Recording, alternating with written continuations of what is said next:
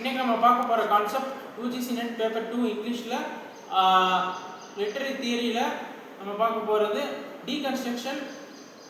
Deconstruction வந்து நிறைய students வந்து ஒரு டஃப்பான concept, it's a complex concept, அதை வந்து புரிஞ்சுக்கிறது கஷ்டம் அப்படின்னு நினைக்கிறாங்க. But that's a myth. நான் அதை இன்னைக்கு ப்ரூவ் பண்ணி காட்டுறேன். I will simplify into you and break it down into simpler terms. Deconstruction அப்படின்ற கான்செப்டை அந்த தியரியை ப்ரொபோன் பண்ணவர் யாருன்னு பார்த்தா ஜாக் டெரிடா. அவர் என்ன சொல்கிறாரு அப்படின்னா, ஒரு டெக்ஸ்ட்டை நம்ம க்ளோஸாக எக்ஸாமின் பண்ணி பார்த்தா டெக்ஸ்ட் ஒரு word doesn't have a fixed meaning. அதுக்கு வந்து ஃபிக்ஸடாக இதுதான் மீனிங் அப்படின்னு ஒரு வேர்டு கிடையவே கிடையாது. It doesn't have one true meaning. அப்புறம் என்ன சொல்கிறாரு அப்படின்னா, நம்ம லாங்குவேஜ் ஃபுல்லாகவே கான்ட்ரடிக்ஷன்ஸால் நிரம்பி இருக்குது. லாங்குவேஜே ஃபுல்லாக முரண்பாடாக இருக்குது. லாங்குவேஜில் இதுதான் அப்படின்னு எதுவுமே சொல்ல முடியாது, ஃபுல்லாக முரண்பாடு, அங்கேயும் இங்கேயும் கான்ட்ரடிக்ஷன்ஸாக இருக்குது அப்படின்னு சொல்கிறாரு. அப்புறம் அவர் என்ன சொல்ல வர்றாருன்னா, there is nothing outside the context. கான்டெக்ஸ்ட்டை மீறி எதுவுமே லாங்குவேஜில் இல்லை, எல்லாமே கான்டெக்ஸ்ட் பொறுத்து தான் இருக்குது. ஒரு வேர்டு வந்து தனியாக நிற்க முடியாது, கான்டெக்ஸ்டோட சேர்த்து அதை கான்டெக்ஸ்ட் இருந்தால் தான் அந்த வேர்டால் நிற்க முடியும். அதாவது என்ன சொல்லியிருப்பார்னா, கான்டெக்ஸ்ட் வந்து for example take the word light. லைட்டுன்ற வேர்டு வந்து ஒரு பேர்டோட ஃபெதர் லைட்டாக இருக்குது அப்படின்னு நம்ம சொல்கிறோம். அப்புறம் இன்னொரு வந்து லைட் பல்பை பற்றி நம்ம சொல்கிறோம். இன்னொரு இடத்துல என்லைட்டன்மெண்ட், அதுவும் லைட்டு தான் வருது. ஸோ இந்த 3 இடங்களையும் லைட் டிஃப்ரெண்ட் மீனிங் கொடுக்குது. ஸோ இது வந்து கான்டெக்ஸ்ட் தெரிஞ்சால் மட்டும்தான் நமக்கு வந்து புரியும். ஸோ இது வந்து லைட்டுன்ற ஒரு எக்ஸாம்பிள் வச்சு நம்மளால் டெரிடா சொன்ன there is no meaning out of the context என்ற கான்செப்ட் நம்மளால் கிராஸ் பண்ணிக்க முடியும். அடுத்தவர் என்ன சொல்கிறாரு அப்படின்னா, பைனரி அப்போசிஷன்ஸ். ஃபெர்டினாண்ட் டி சஷோர் அப்படின்ற ஸ்ட்ரக்சரலிஸ்ட் வந்து பைனரி அப்போசிஷன்ஸ் பற்றி பேசியிருப்பார். அவர் என்ன சொல்லியிருப்பார்னா, நம்ம லாங்குவேஜில் எல்லாமே பைனரி அப்போசிஷன்ஸாக தான் இருக்குது. பை அப்படின்னா 2ன்னு அர்த்தம், பிஐன்னு வந்தாலே 2 தான், அது வந்து ஒரு ப்ரிஃபிக்ஸ். பைனரி அப்படின்னா 2ன்னு அர்த்தம், அப்போசிஷன்ஸ் ஆப்போசிட்டாக வருது.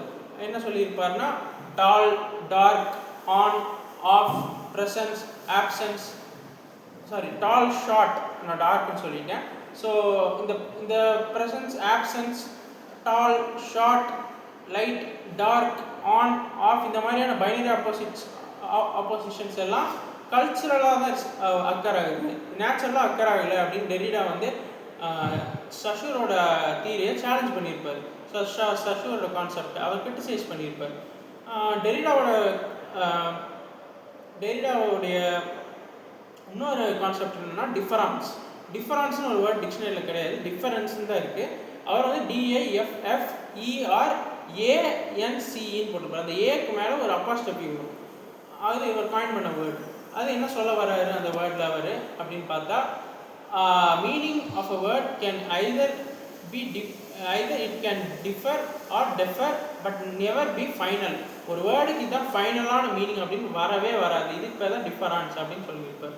அடுத்தவர் என்ன சொல்லியிருப்பார்னா, ஃபோனோசென்ட்ரிசம்னா என்னென்னா, வெஸ்டர்ன் ஃபிலாசபியில், வெஸ்டர்ன் கல்ச்சரில், வெஸ்டர்ன் சிவிலைசேஷனில் எப்பயுமே பீப்புள் வந்து அங்கே ஸ்பீச்சுக்கு தான் அதிக முக்கியத்துவம் கொடுக்குறாங்க, ரைட்டிங்க்கு அவங்க முக்கியத்துவம் கொடுக்கறதே இல்லை அப்படின்னு சொல்லியிருப்பார்.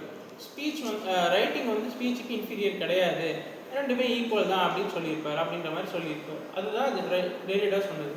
அதுக்கு பேர் ஃபோனோசென்ட்ரிசம். இதுவும் அவர் காயின் பண்ண வேர்டு தான். ஏற்கனவே நான் சொன்னேன் டிஃபரன்ஸ், அதான் அவர் காயின் பண்ண புது வேர்டு. அவராக he came up with a word, is made up word. அது வந்து டிஃபரன்ஸ், இது வந்து ஃபோனோசென்ட்ரிசம். இன்னொன்று அவர் காயின் பண்ண வேர்ட் லோகோசென்ட்ரிசம்.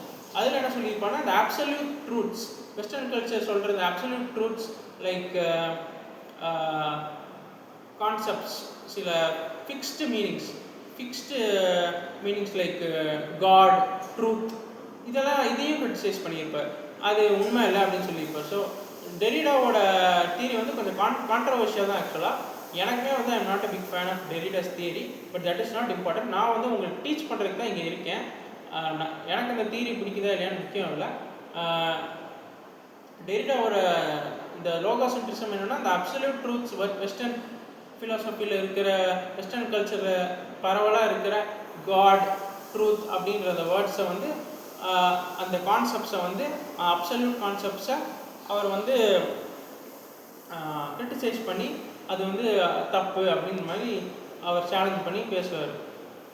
வேறு என்ன சொல்லுவார்னா, லாங்குவேஜே வந்து ஆம்பிகுவஸாக இருக்குது, ஸ்பீச்சே வந்து ஆம்பிகுவஸாக இருக்குது, அது ட்ரஸ்ட் வர்த்தி கிடையாது அப்படின்னு சொல்லியிருப்பார்.